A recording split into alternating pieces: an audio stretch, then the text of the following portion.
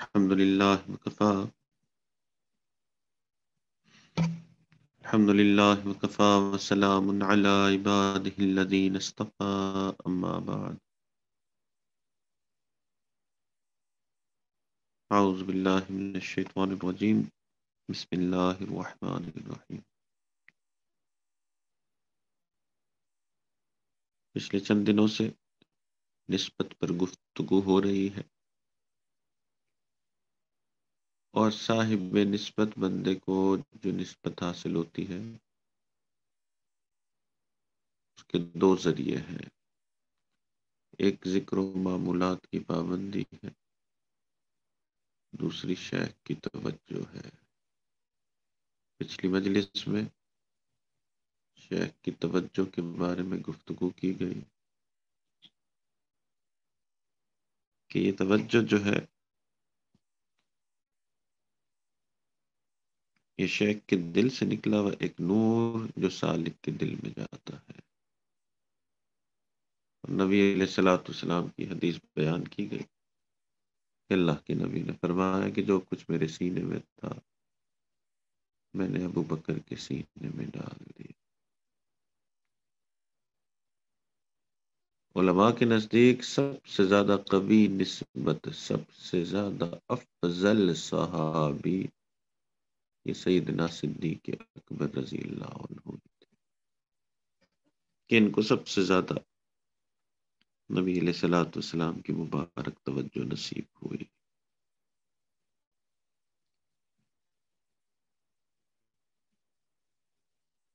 تو یہ جو نسبت ہے اس کے یہ دو پر ہیں، ایک ذکر و معمولات اور ایک شیخ کی صحبت اور شیخ کی توجہ.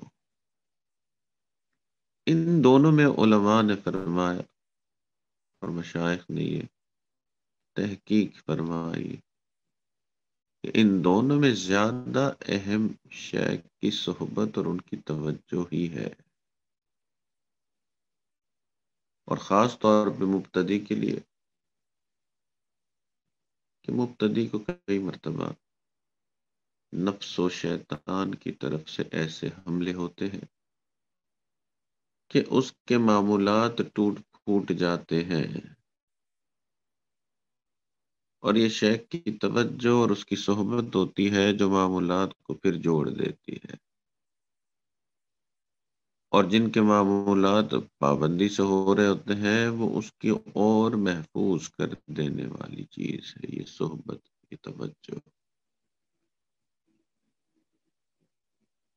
اس لیے مشائخ نے فرمایا کہ شیخ کی صحبت، شیخ کی توجہ حاصل کرنا یہ بہت ہی زیادہ اہم، بہت ہی زیادہ دل کے بدلنے والی چیز ہے. چنانچہ صحابہ کرام کو نبی علیہ الصلوۃ والسلام کی توجہ نصیب ہوئی، سارے کے سارے افضل ترین لوگ اس دنیا کے بن گئے. چنانچہ علماء کا اس بات پہ بھی اتفاق ہے کہ انبیاء کرام کے بعد سب سے افضل ترین جماعت صحابہ کرام، اور علماء کا اس بات پہ بھی اتفاق ہے کہ اس امت کا سب سے بڑے ولی جو ہیں وہ بھی صحابہ میں سے جو ادنا صحابی ہیں ان کی مقام کو نہیں پہنچ پائیں گے. اور وجہ کیا ہے کہ صحابہ کرام کو ایک ایسی ہستی کی صحبت اور توجہ نصیب ہوئی جس کی کوئی مثال نہیں ہے. خود نہ تھے جو راہ پر اوروں کے ہادی بن گئے. علامہ اقبال نے صحابہ کرام کے بارے میں اور اللہ کے نبی کی اس توجہ کے بارے میں خوبصورت الفاظ فرمائے. خود نہ تھے جو راہ پر اوروں کے ہادی بن گئے، وہ کیا نظر تھی جس نے مردوں کو مسیحا کر دیا. اس توجہ کے اندر بڑا اثر ہے. یہ مردوں کو مسیحا بنانے والی چیز ہے.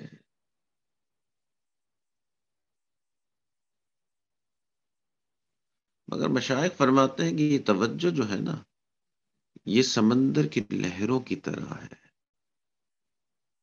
جیسے کبھی پانی بہت آگے ہوتا ہے، کبھی پانی بہت پیچھے ہوتا ہے. تو کبھی کبھی توجہ مشائخ کی بھی عروج پہ ہوتی ہے اور اثر کرنے کے لیے خوب تیار. اور کبھی کبھی مشائخ کا رجوع جو ہے وہ زیادہ لوگوں کی طرف نہیں ہوتا، تو اس لیے وہ توجہ اتنا اثر نہیں رکھتی. یعنی توجہ اثر بھی سمندر کی لہروں کی طرح.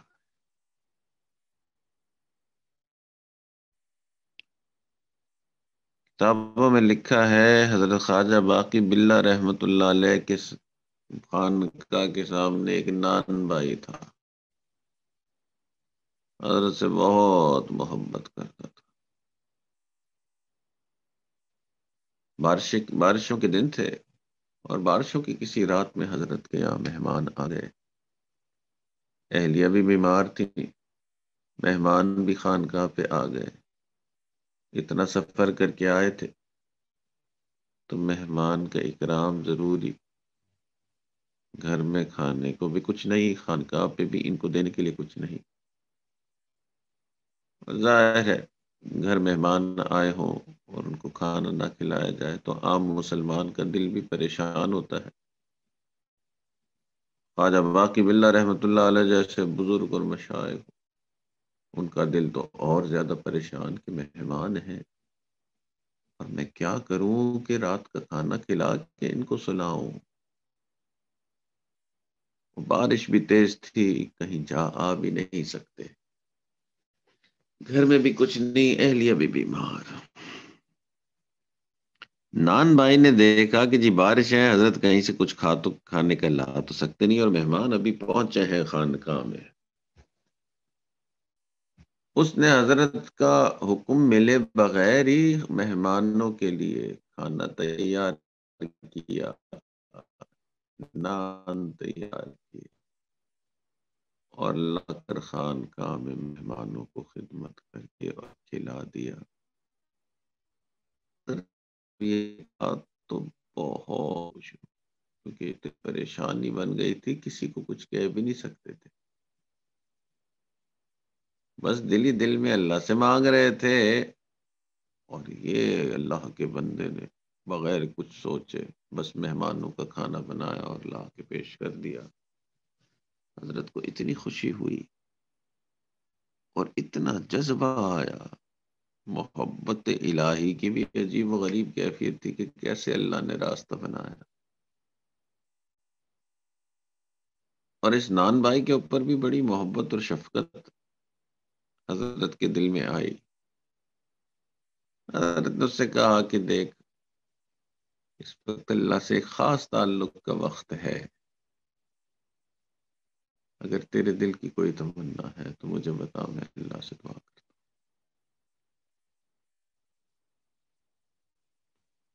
اس نان بھائی نے کہا کہ حضرت ایک ہی تمنا ہے کہ اللہ مجھے آپ کے جیسا بنا دے. اللہ، وہ بھی محبت کامل رکھتا تھا. کتابوں میں لکھا ہے کہ حضرت نے اس سے منع کیا مگر وہ مانا نہیں. اس نے کہا حضرت اگر آپ ایک ہی چیز آپ نے کہنا ہے کہ جی یہ مانگ لو تو پھر یہی میری تمنا ہے کہ آپ کے جیسا بننا چاہتا ہوں. جب حضرت نے کہا کہ ٹھیک ہے تو اس کو حضرت کمرے میں لے گئے اور اسے حضرت نے توجہ دی. کتابوں میں لکھا ہے کہ جب توجہات دے کے یہ دونوں حضرات کمرے سے باہر نکلے تو جو دل کی کیفیات حضرت کے مبارک سینے میں بعینی وہی کیفیات اس نان بھائی کے سینے میں.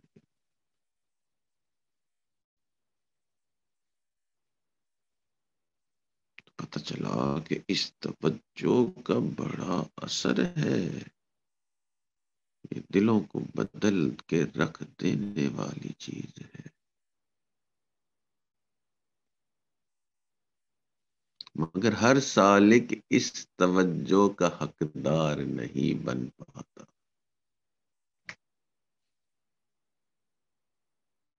تو کل کی مجلس میں انشاءاللہ اس بات پہ گفتگو ہوگی کہ کون سا سالک شیخ کی توجہ کا سب سے زیادہ حقدار ہوتا ہے،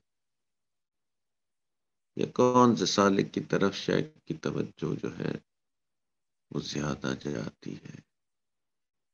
اللہ تعالی ہمیں خوب ذکر و معمولات کی بھی توفیق عطا فرمائے، اور اللہ ہمیں اپنے مشائخ کی خوب توجہ بھی نصیب فرمائے۔ اللہ تعالی ہمیں باطن کے امراض سے محفوظ فرمائے، اپنا خاص قرب نصیب فرمائے۔ آخر دعوانا الحمدللہ، دعا کر لیجیے۔ الحمدللہ رب العالمین، والصلاة والسلام على سید الانبیاء والمرسلین۔ اللہم انا نسألک علما نافعا وعملا متقبلا ولسانا ذاکرا وقلبا خاشعا ورزقا واسعا وشفاء من كل داء، وصلی اللہ تعالی علی حبیبہ سیدنا محمد وعلى آلہ وأصحابہ اجمعین برحمتک یا ارحم الراحمین۔